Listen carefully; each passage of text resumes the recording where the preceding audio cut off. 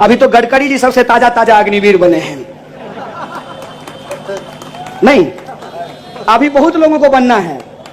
इससे पहले आडवाणी जी बन गए, उसके बाद रविशंकर प्रसाद बन गए, अभी बहुत लोगों को अग्निवीर बनना है। दो ही लोग रहेंगे, चाचा और भतीजा। चाचा हवाई जहाज से बास्को डिगामा की तरह पूरा दुनिया का चक्कर लगाएंगे और भतीजा जो है गुगली फेंकेगा आईपीएल में। और चाचा फिर मंच पे जाकर के भाषण देंगे कि परिवारवाद देश की सबसे बड़ी समस्या है।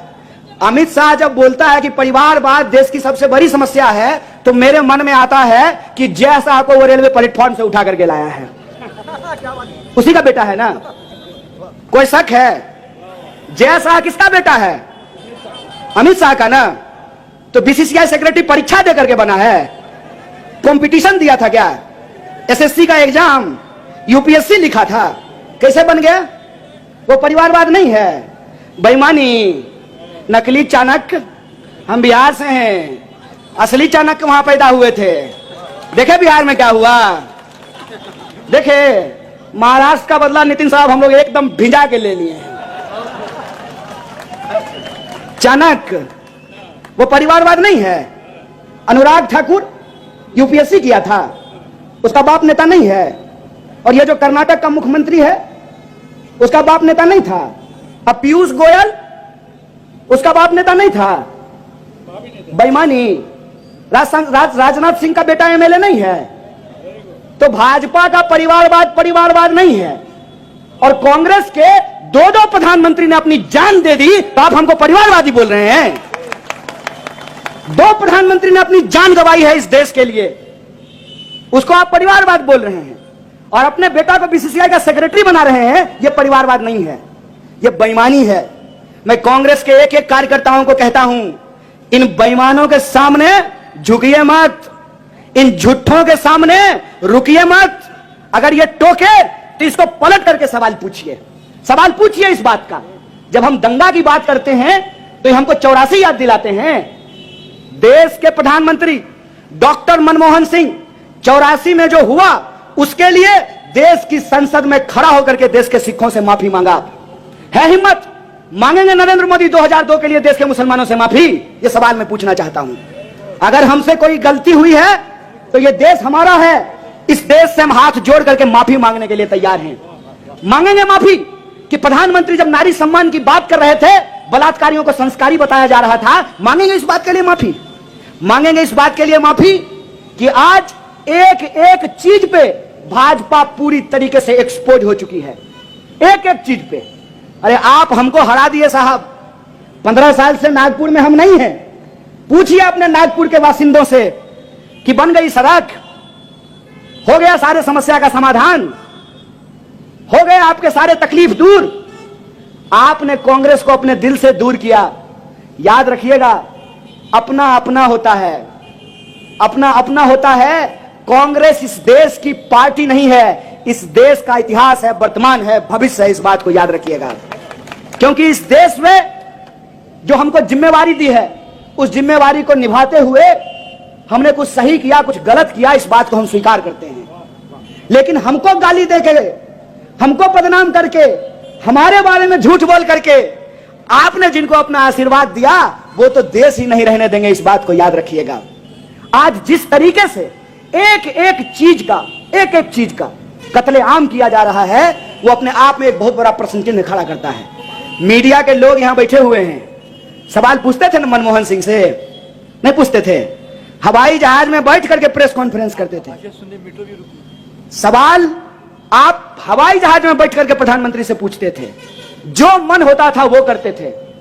जब इंदिरा जी ने आपातकाल लगाया था, तो पत्रकारों ने उसके विरोध में संपादकीय पेज को खाली छोड़ दिया था।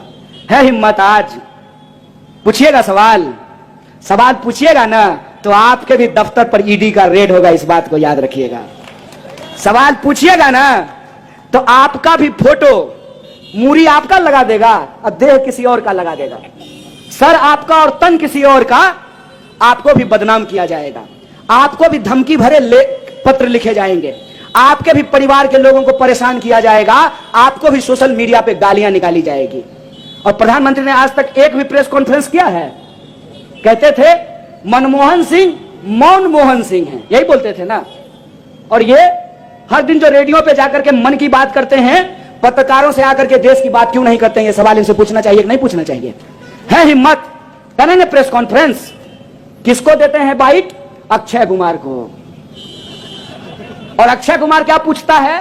प्रधानमंत्री जी आप आम काट करके खाते हैं कि चूस करके खाते हैं? खाते कहां है? निगल जाते हैं। खुल जा सिम सिम बोलते हैं और शाम आम सीधे थाली से उठ करके उनके पेट में चला जाता है। बताइए, देश के प्रधानमंत्री से इस सवाल का क्या मतलब है कि आप आम कैसे खाते हैं? अरे आपको जैसे मन हो वैसे खाइए। आप इस सवाल का जवाब दीजिए ना कि आरबीआई कह रही है कि अगर बैंकों को इसी तरह से निजीकरण किया गया तो देश को इसके परिणाम खतरनाक भुगतने पड़ेंगे। आरबीआई अपना रिपोर्ट जारी कर दी, फिर सरकार का दबाव आया और आरबीआई ने अपना रिपोर्ट वापस ले लिया। इसीलिए आज हमारे कांग्रेस पार्टी के नेता ने कहा कि आरबीआई का मतलब पहले होता था रिजर्व बैंक ऑफ इंडिया, अब हो गया है रिवर्स बैंक ऑफ इंडिया। और जो लोग विरोध करते हैं उनको पद से हटा दिया जाता है। आरबीआई ने कहा कि नोटबंदी का फैसला हमारा नहीं था। आरबीआई ने कहा कि नोटबंदी अगर होगी तो अर्थव्यवस्था को इसको गंभीर परिणाम भुगतने पड़ेंगे। और तब रात को आए अचानक से और कहा कि आज से 500 और 1000 का नोट बंद हो गया। दावे क्या किए गए कि इससे आतंकवाद की घटना रुक जाएगी, नक्सलवाद की घटना रुक जाएगी, काला धन वापस आ जाएगा। तो पहला सवाल कि नोटबंदी हो गई, आतंकवाद की घटना रुक जानी चाहिए थी, तो पुलवामा करने के लिए इनका टचा लोग आया था। कौन था? देश में नक्सलवाद की घटना कैसे हो रही है? और काला धन अगर वापस आ गया है तो आपके खाते में 15 लाख रुपया पहुंच जाना चाहिए था ना। ये बोले कि काला धन स्विस बैंक में जमा है, काला धन स्विस बैंक में जमा है और लाइन लग गया है एसबीआई के बाहर, स्टेट बैंक ऑफ इंडिया के बाहर। नोटबंदी के दौरान सैकड़ों लोगों की जान चली गई। जो छोटे छोटे व्यापारी हैं, जो नगद का धंधा करते हैं, उनका धंधा तबाह हो गया। उसके बाद जीएसटी लेकर के आए, क्या बोल करके कि 1 नेशन 1 टैक्स होगा। सुनने में कितना बढ़िया लगता है, 1 नेशन 1 टैक्स होगा। अगर 1 नेशन 1 टैक्स है तो महाराष्ट्र में डीजल का अलग दाम और बिहार में डीजल का अलग दाम क्यों है कि नहीं है? क्यों अलग अलग दाम है? तब कहते हैं कि कच्चे तेल की कीमत बढ़ गई है, इसीलिए पेट्रोल और डीजल महंगा हो गया है। तो अभी कच्चे तेल की कीमत घट गई है तो पेट्रोल और डीजल सस्ता हुआ है क्या?